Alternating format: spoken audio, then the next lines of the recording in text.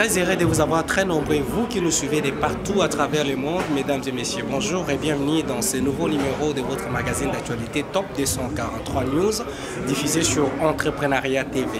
Vous allez comprendre avec nous dans ce nouveau numéro spécial des 48 heures de campagne et audition des différents candidats au poste du bureau définitif du Sénat. Quelques postes étaient vacants et ça vient de se faire. Vous allez suivre en exclusivité tour à tour comment chaque candidat a défendu ce projet de société qui a commencé depuis le dimanche 28 février 2021 et aujourd'hui, le dernier jour, c'est 1er mars 2021. Nous allons suivre en exclusivité le déroulement de la séance plénière de ce jour et on va y revenir.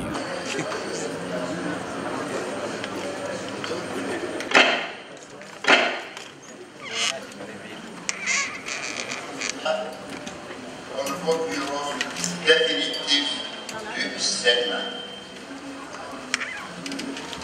Ce groupe comprend les candidats rapporteurs, deuxième vice-président et président. Je rappelle les principes édictés au cours de la séance d'hier.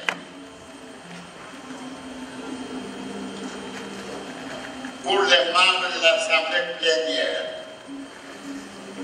pas d'acclamation, pas de cri d'approuvement, propose le remplacement à la page 3, 5e paragraphe, des termes bureau déchu par bureau de missionnaire, étant donné que les 6 membres avaient démissionné.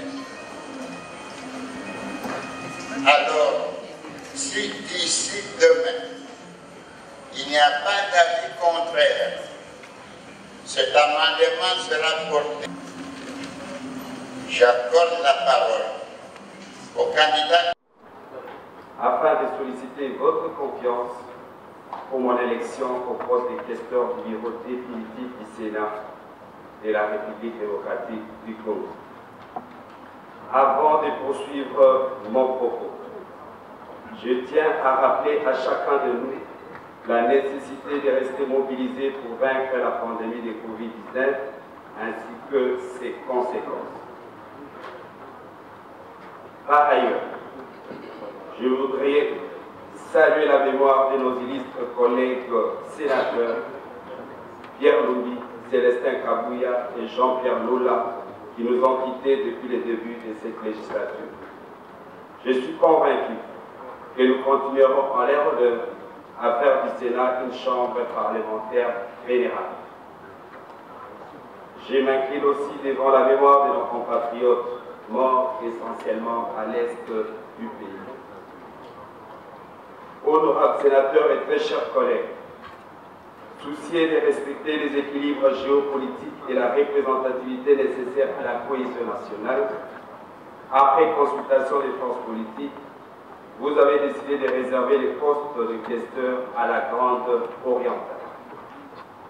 À cet égard, j'ai souhaité vous parler sommairement, honorables sénateurs, de la Grande Orientale, cet espace d'où j'ai tiré des racines, qui plonge dans la rivière où elle est, dans ma province maternelle du Bas-Ouélé, et qui ressort dans les plantations des cafés du sirop dans le Haut-Ouélé, ma province maternelle est chère à la bienheureuse Anouari. Elles m'ont conduit à faire une partie de mes études à Kisangani dans la Choko, cette province accueillante, où j'ai ouvert un cabinet d'avocats depuis, et dont les activités me conduisent régulièrement à Bounia, en Ituri, pour l'exercice de mon ministère dans cette province riche en ressources naturelles. En effet, au-delà de ses potentialités en ressources tant humaines que naturelles, la Grande Orientale est composée de 4 provinces citées où chaque jour nous enregistrons des morts tragiques en Ituri. Au même moment, la LRA sévit dans les Ouélé et on enregistre la présence de quelques groupes armés dans la Tchoko qui sème mort et désolation. L'enclavement, l'absence des routes, la modicité des investissements nationaux dans les secteurs importants, notamment l'agriculture, les tissus industriels et les services sociaux de base sont des réalités inquiétantes. La Grande Orientale est plus vaste et le plus vaste de la République démocratique du Congo est l'un des plus peupleux de notre pays. Ces fils et filles ont souvent les sentiments de ne pas être suffisamment ni valablement représentés au niveau national. Ils veulent désormais que leurs représentants récents maîtrisent les problèmes de leur province et les rendent fiers au niveau national. Vous avez donc la lourde responsabilité de faire un choix historique, un choix judicieux, un choix juste et solidaire avec l'espace oriental. En leur nom, je tiens sincèrement à vous remercier. Honorable président du bureau d'âge, honorable membre du bureau d'âge, honorables sénateurs et très chers collègues. Marié et père de famille, licencié en droit économique et social, chef de travaux à l'université et chercheur en droit d'affaires, avocat, bâtonnier et conseiller de nombreuses banques, j'ai autrefois évolué au sein de plusieurs cabinets ministériels, dont celui des affaires étrangères, de la coopération internationale et francophonie, de la justice et droits humains, de l'économie et commerce. Et j'ai également été membre du bureau de la commission permanente de l'OADA. Aussi, j'ai servi comme directeur des cabinets adjoints chargé des questions juridiques, suivi des investissements et amélioration du climat et vice-président et président de la commission permanente en charge des questions politiques et droits. C'est donc là, humblement présenter mon profil personnel. Honorable président du bureau d'âge, honorables sénateurs et très chers collègues, d'après les prescriptions de notre règlement intérieur,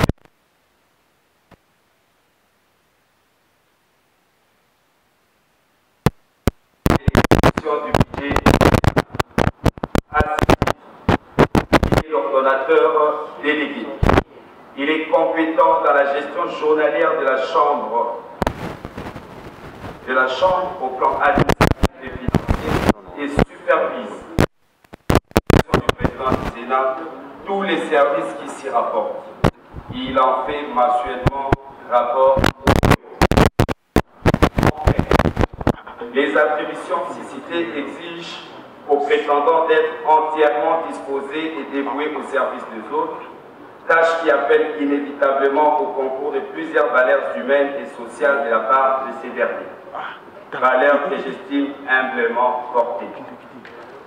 C'est ainsi que, sous le leadership de l'honorable président du Sénat, je m'engage, une fois élu, à mettre en place une question au service de tous les sénateurs.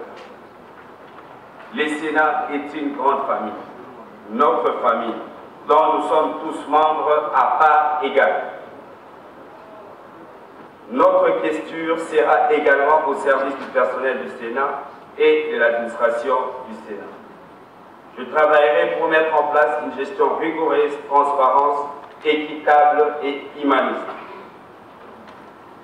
Les questions que vous allez élire doivent être conscients de l'actuel contexte particulier et sensible, héritage des différents bureaux, la dynamique politique actuelle, la situation que traversent les sénateurs, le personnel politique et d'appoint, les assistants parlementaires et l'administration du Sénat. Cette tâche nécessite que la question soit confiée à une personnalité au-dessous de tout soupçon. Mon profil, ma rigueur professionnelle et mon amour du travail sont des atouts qui me guideront chaque jour dans l'exécution de ma mission au service de tous les honorables sénateurs. Sous la supervision de l'honorable président du Sénat, avec les autres membres du bureau et la participation active de tous les honorables sénateurs, J'initierai un état de lieu sur les finances du Sénat, à l'issue duquel la vraie information sera mise à la disposition de la plénière pour un nouveau départ. Ceci nous permettra à tous, honorables sénateurs et chers collègues, d'écouter les mots de suspension.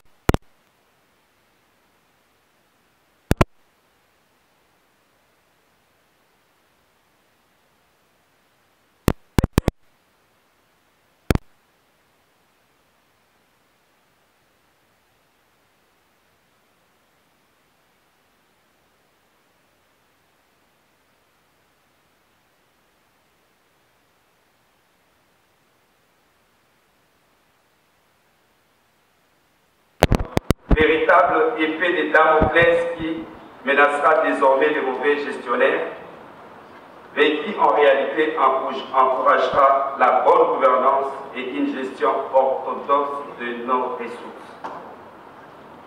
Je travaillerai pour le respect des droits reconnus aux honorables sénateurs et la redynamisation rapide de la caisse de la sécurité sociale des parlementaires.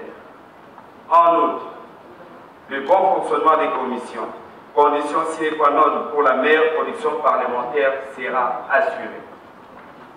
En tant que légaliste, je travaillerai aussi de façon rigoureuse pour le respect des avantages reconnus par notre règlement intérieur au personnel des cabinets, au personnel de l'administration du Sénat ainsi qu'à nos assistants parlementaires. Certes, les défis sont énormes, mais avec l'aide du Seigneur, le sens élevé de l'amour du prochain et votre accompagnement, honorables sénateurs, votre futur questeur s'engage en ce qui les concerne à les surmonter. Honorable président du bureau d'âge, cette élection est historique et cruciale et ses enjeux sont connus. Le Sénat a toujours été une institution de référence, respectable, digne et œuvrant loin des passions politiciennes et des émotions humaines instantanées. Par conséquent, le membre du bureau doit être digne, compétent et intègre. Votre bureau devant rendre fier vis-à-vis des autres institutions, en face des partenaires de la République et surtout à l'égard du peuple congolais que nous représentons valablement et qui attend de nous du changement et de l'efficacité. L'approbation populaire du choix que nous ferons sera proportionnelle au soutien populaire dont bénéficiera le Sénat, ainsi qu'à l'estime dont jouiront les estimés sénateurs que nous sommes au sein de la société. Le Sénat étant la représentation des provinces, il serait harmonieux que les équilibres géopolitiques soient effectivement garantis en élisant un bureau dont les membres représentent valablement les espaces provinciaux divers, gage de la cohésion et de la solidarité nationale. La gestion saine et rationnelle des finances du Sénat, par ma modeste personne, sera assurée dans le respect du budget de la Chambre haute pour une affectation équitable des ressources qui permettra aux honorables sénateurs de travailler dans les meilleures conditions et de se sentir valorisés. J'en appelle donc humblement à la conscience de chacun de nous devant le Seigneur Dieu et devant la nation.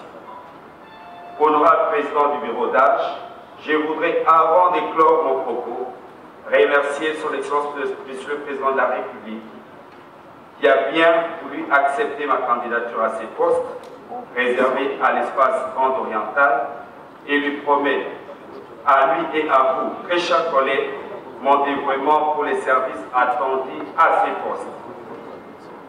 Mes remerciements s'adressent aussi à vous tous, honorables sénateurs et chers collègues, pour la confiance que vous daignerez m'accorder pour ces faire.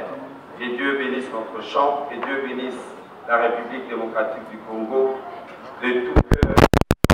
Merci. Du nouveau bureau est fini. Bonne chance à tous et suspens.